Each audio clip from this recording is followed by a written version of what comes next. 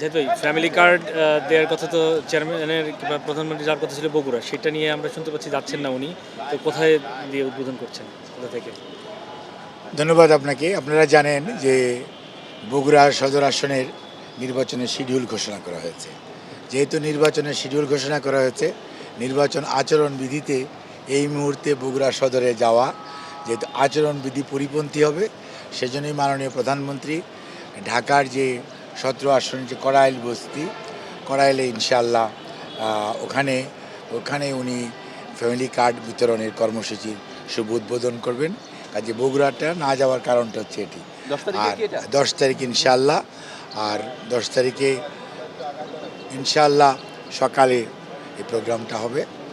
আর সারা বাংলাদেশের আরও 14টি স্থানে আপনারা জানতে পারবেন মাননীয় প্রধানমন্ত্রী এই সবাইকে, আমাদের যে দলীয় নেতা এবং মন্ত্রী মহোদয়রা আছেন তাদেরকে নির্দেশ দেওয়া হয়েছে যে ওনারা যার সংশ্লিষ্ট উপজেলায় অথবা অঞ্চলে ওনারা ওখানে থাকবেন এবং থেকে নিজেরা সরাসরি ফ্যামিলি কার্ড বিতরণ কর্মসূচির আপনার তদারকি করবেন, উদ্বোধন করবেন এবং সবার যারা ফ্যামিলি কার্ড পাওয়ার উপযুক্ত তাদের মধ্যে ফ্যামিলি কার্ড বিতরণ করবেন। এবং এর মাধ্যমেই বাংলাদেশ জাতীয়তাবাদী দলের যে নির্বাচনী অঙ্গীকার, যে অগ্রাধিকার প্রকল্প ফ্যামিলি কার্ড, সেটির বাস্তবায়নের কাজ শুরু হবে। যদিও ডাটা সংগ্রহ, ডাটা এন্ট্রি এগুলো শুরু হয়েছে 23 তারিখ থেকেই, বাট ফ্যামিলি কার্ড বিতরণ ফিজিক্যালি শুরু হবে ইনশাআল্লাহ 10ই মার্চ থেকে। মাননীয় প্রধানমন্ত্রী সেটি শুরু করবেন কড়াইল বস্তি। কতটি পরিবার দিচ্ছেন প্রথমবার? আপনার এটা আপনাকে আগেও আমি বলেছি, আজকেও বলি, যেগুলো কিন্তু প্রত্যেকটা ওয়ার্ডের জনসংখ্যার, যেমন কড়াইল বস্তি সম্পর্কে আপনাদের কি ধারণা আছে আমি জানি না। কড়াইল বস্তি এবং সাততলা বস্তি, আর আপনার কি বলতেছে ভাসানটেক বস্তি, অলিরটেক বস্তি, আপনাদের ধারণা কি জানি না। এখানে 44,000 হাউস হোল্ড আছে, 44,000। কাজেই মানে এতদিন এগুলো বোঝা যায় নাই। এখন যখন আমরা ফিজিক্যালি মাঠে নেমে ঘর টু ঘর, আপনারা দেখেছেন ওই দিন যে কিভাবে আমাদের সরকারি কর্মকর্তা এবং কর্মচারীরা how they are collecting the information door to door, এবং তারা যে ইনফরমেশন কালেক্ট করতেছে এবং সেই ইনফরমেশনগুলি কম্পিউটারে এন্ট্রি দেওয়া হচ্ছে। এবং আমরা আশাবাদী যে কার্ড এন্ট্রি দেওয়া হলেই শেষ না, এন্ট্রি দেওয়ার পর এইটা একটা স্মার্ট কার্ডের মতো হবে। এই কার্ডটার মধ্যে আবার সকল ইন্ডিভিজুয়াল হাউস হোল্ডের সমস্ত ইনফরমেশন দিতে হবে, দেওয়ার পরে কি প্রিন্ট করতে হবে। সো ইট টুকস টাইম, বাট এটা আমাদের অরিজিনাল প্ল্যানিং যা ছিল তার থেকে প্রায় 6 গুণ বেশি কার্ড লাগতেছে। বিশেষ করে যখন আমরা কড়াইল বস্তি, আবার সাততলা বস্তি এবং ভাসানটেক আর অলিরটেক অ্যাড করেছি, তখন দেখা যাচ্ছে যে এখানে যেমন অন্য জায়গায় একটা উপজেলায় একটা ওয়ার্ডে হয়তো 700, 800, 900, 1000 হাউস হোল্ড আছে, বাট এখানে আপনার 44,000 হাউস হোল্ড আছে। পতেঙ্গাতে আপনার চট্টগ্রামে 15,000 প্লাস হাউস হোল্ড আছে। খালিশপুর খুলনাতে 7,000 প্লাস হাউস হোল্ড আছে। আবার আপনার অন্য একটা যদি চরফ্যাশন চিন্তা করেন, সেখানে 750 হাউস হোল্ড, লামাতে 550 হাউস হোল্ড আছে। এরকম আর কি আপনার হাউস হোল্ডটা এলাকা ওয়াইজ ভেরি করতেছে। যার জন্য যে আপনি যে সংখ্যা আপনারা যখন জানতে চান একদম পারফেক্ট এত সংখ্যা, যখন আপনারা 8 তারিখে আপনাদেরকে আমরা একদম কারেক্ট বলতে পারবো।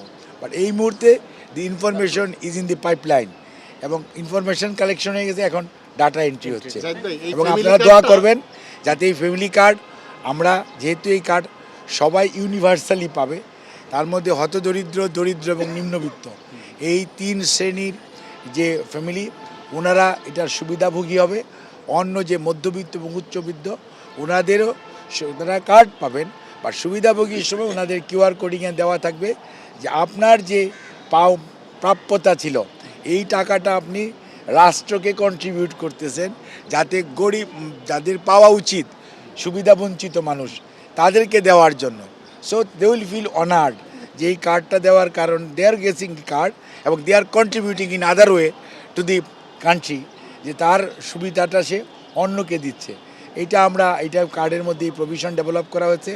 এবং এই কার্ডটির মাধ্যমে নারীর যেমন ক্ষমতায়ন চিন্তা করা হয়েছে, নারীকে এবং একটা পরিবারকে একক ধরা হয়েছে, এবং এর মাধ্যমে আমরা মনে করি যে ফ্যামিলি কার্ডটার মাধ্যমে একটা পরিবার যখন আস্তে আস্তে স্বাবলম্বী হবে, অর্থনৈতিক সচ্ছলতা আসবে এবং মা তার বাচ্চাদের পড়াশোনার জন্য, তার বাচ্চাদের পুষ্টির জন্য সেই অর্থ ব্যয় করতে পারবে, তখন একটা পরিবার বা next generation will be much much better of.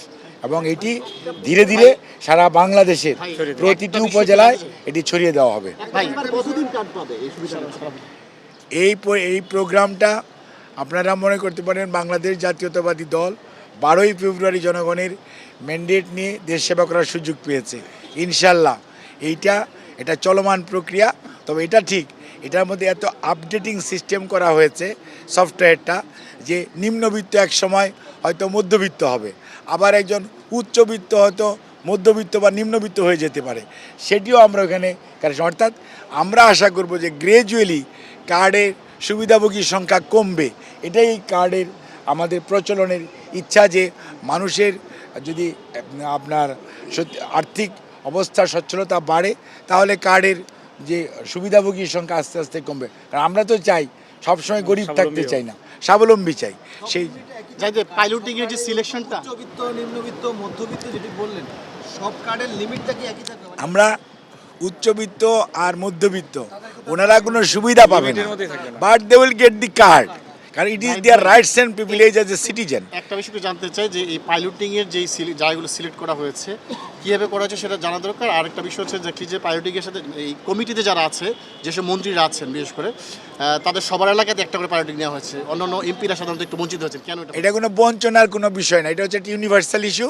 এবং ইউনিভার্সাল পাইলটিং মানে পাইলটিংয়ে আপনি এটা 10 জায়গা 12 জায়গা, এটা আপনারা শুনলে আশ্চর্য হবেন। এই পাইলটিং আমরা জানার আগেই, আমরা নির্বাচন এই প্রেমিসেসে ঢোকার আগেই আমরা এই সমস্ত ভেন্যু আগে সিলেক্ট করে রেখেছিলাম। ধন্যবাদ।